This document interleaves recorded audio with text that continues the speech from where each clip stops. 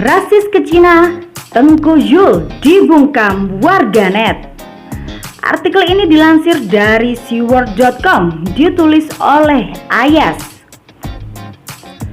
Tengku Zulkarnain adalah orang yang begitu menyebalkan. Keberadaannya hanya membuat kacau. Provokasinya yang beracun amat berbahaya.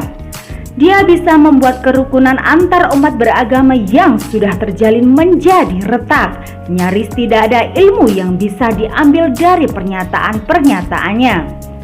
Sosoknya seperti bunglon, pernyataannya bisa berbeda-beda bahkan bertolak belakang hanya untuk berkilah dari serangan warganet. Dia pernah mengaku keturunan Cina, tapi dalam momen lain dia mengaku keturunan bangsawan Pagaruyung Sumatera Barat. Uniknya, dalam kesehariannya dia begitu terlihat kearab-arapan dan sering nyinyir dan rasis ke Cina. Tengku Zul tiba-tiba membuat tweet yang cukup rasis. Dia menulis tweet berikut. Banyak ulama yang memang dari dasarnya kaya. Mereka berdagang, punya lahan perkebunan, sekolah dan pesantren, serta punya keahlian melukis, kaligrafi dan lain-lain. Tapi yang saya lihat di seluruh dunia, semua ulama yang kaya, rumah mereka tidak ada yang dipagar beton tinggi seperti tembok Cina.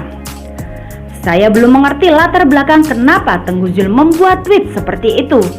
Mungkin dia sedang menjelaskan bahwa ulama itu kaya bukan karena mendapat honor setelah mengisi ceramah, melainkan punya usaha seperti memiliki perkebunan, sekolah, dan pesantren.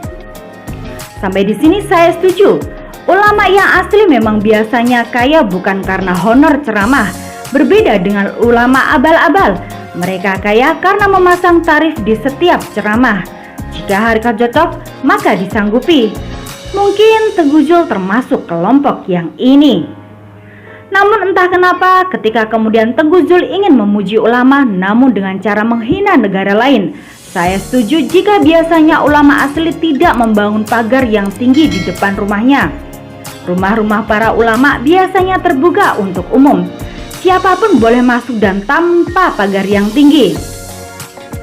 Saya hanya berani mengatakan biasanya, tidak semuanya, karena saya belum pernah melihat rumah seluruh ulama di dunia. Klaim Tengku Zul bahwa semua rumah ulama yang kaya di dunia tidak ada yang dipagar beton tinggi pasti omong kosong. Saya yakin dia belum melihat semua rumah ulama kaya di dunia. Mungkin Tengku Zul sedang menjelaskan ketawaduan para ulama yang kaya sehingga rumah mereka tidak ada yang dipagar beton tinggi. Namun sayangnya, alih-alih menjelaskan ketawaduan ulama, Tengku Zul malah rasis ke Cina. Saya belum mengerti kenapa Tengku Zul kemudian mengaitkan pagar beton tinggi dengan tembok besar Cina. Terlebih dalam menulis tembok besar Cina menggunakan huruf kapital semua, seperti ingin menjelek-jelekan Cina. Ditinjau dari sudut pandang logika, diksi pagar beton tinggi memiliki konotasi negatif. Sebab ulama kaya yang baik menurut Tengku Zul adalah ulama yang rumahnya tidak dibangun pagar beton tinggi.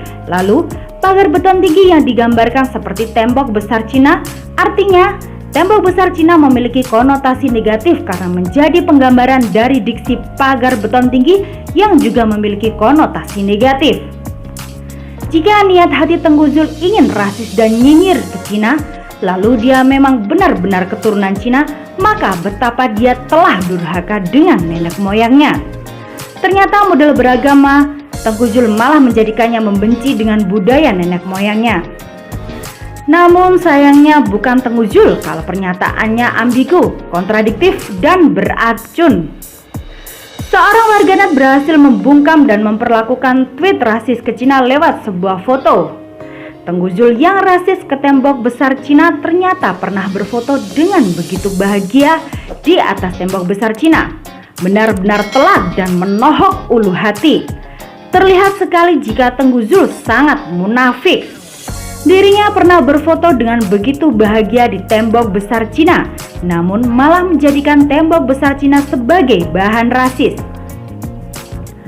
Namun bukan Tengku Zul namanya kalau dia tidak bisa ngeles. Dia tidak mau menyebut dirinya foto di atas tembok besar Cina.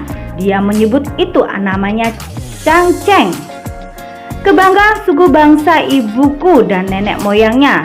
Ketika pada posisi terjepit begini, dia mengakui kalau nenek moyangnya orang Cina. Mungkin dia khawatir dituding rasis ke Cina. Begitulah Tengku Zul, manusia seperti bunglon. Pernyataan-pernyataannya sering ambigu, kontradiktif, berubah-ubah, tidak konsisten dan beracun. Pernyataannya lebih sering meresahkan umat dibanding menyejukkan. Saya hanya berharap semoga dia tidak kualat telah nyinyir ke tradisi dan budaya nenek moyangnya. Semoga dia tidak dikutuk jadi batu oleh leluhurnya. Well, salam Indonesia 1.